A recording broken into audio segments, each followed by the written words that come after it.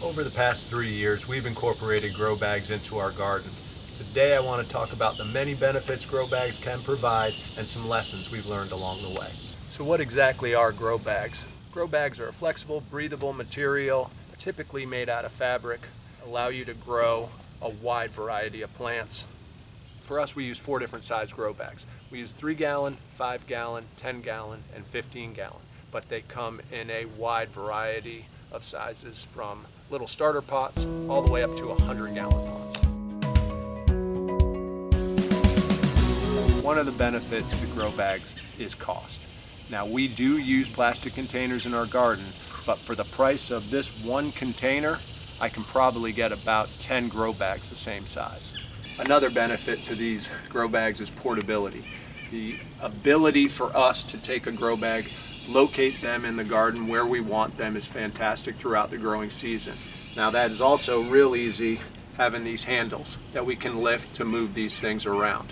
The heavier grow bag you got, the harder it is to move around, but we find that we can easily handle transporting the 5 and 10-gallon grow bags without any problem. Now, one of the things we've learned with these handles is it's probably better to lift these bags up rather than to drag them. When I've dragged a couple of the larger 10-gallon bags or 15-gallon bags that were full of potatoes, that's when I would end up ripping these bags, because when I dragged it this way, this would tear right along the side. But when I lifted that same thing, I didn't have any issues. But another benefit to grow bags is, especially if you're in limited space, these things are fantastic on patios as well as out here on our expanded garden area. It's a great way to maximize your garden. If you have limited space, we can take these bags and relocate them throughout our garden so that they get the best sun that they can get, or the best environment that they need to be in throughout the growing season. One of those examples is both with our ginger and our turmeric we have here. Now, these bags will be placed in the springtime where they're getting full sun when they're young and the sun's not all that strong. But as the summer sun comes and hits these things, they want a lot more shade. Fortunately, we can move them to shadier spots as needed. Another benefit of grow bags is that we can control the soil that goes into them. Here in our area, central North Carolina, we have a very hard clay soil. So by having these grow bags, we can grow things much better, such as these carrots, peanuts, sweet potatoes, and regular potatoes. With that said, these grow bags have a lot of airflow to them going on, so the roots don't get root bound in them. They'll do what's called air pruning, where the roots will work their way toward the end, but you will not see these roots like you might see in a typical plastic pot, where they'll get all intertwined and cause some unhealthy plants. So the other thing is when it comes to the watering here, that drainage is fantastic in that it is really difficult to overwater these plants. We have had probably 10 inches of rain here in the last week and a half to 2 weeks, and these plants are all looking fantastic.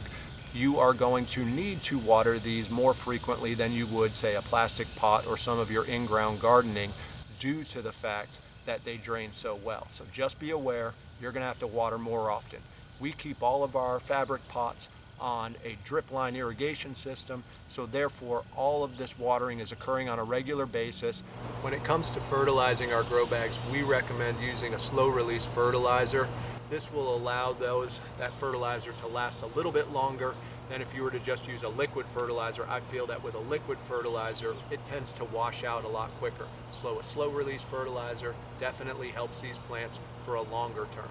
Another great benefit of grow bags is it helps us to fight off some pests. We have voles here in our area, and so one of the things we definitely love to grow are our potatoes and our sweet potatoes in grow bags. Protects them from in-ground pests, and they're also a lot easier to harvest this way. Another thing we've learned with these grow bags is it's usually best to put them up on something, some sort of a hard surface. Like here we built some stands for them, and over there I've got metal rolling racks. Now, what that's going to do is prevent the roots from possibly coming through at the bottom. Now, it's not going to happen with all your plants, but I did notice it happened to me with my sweet potatoes. We do have those just on mulch out there. Some people recommend some fabric cloth to go down under it, or just use a board, put it on a hard surface, or do things like put them on this bench or on a rolling cart, just to prevent those roots from breaking through into the bottom of the bag. It's not unusual for these bags to get mineral buildup or some algae buildup during the growing season, but it's nothing that you need to be worried about. When the season's over, they're real easy to clean up. Just get a 5-gallon bucket of warm water, add a tablespoon of baking soda, a tablespoon of vinegar to it, just scrub them clean and then let them air dry and you'll be fine. Once they've air dried, the beauty about these grow bags is their ability to store in a small space. So like for example here, you can fold them up, and I've got in here, I don't know, 15, maybe 20 3-gallon grow bags in a nice small space, ready to go next season. The versatility of grow bags are fantastic for any garden situation that you have, big or small. So thanks so much for watching, guys. And if you have any questions or suggestions, please put them down in the comment section below, and we'll see you on the next video.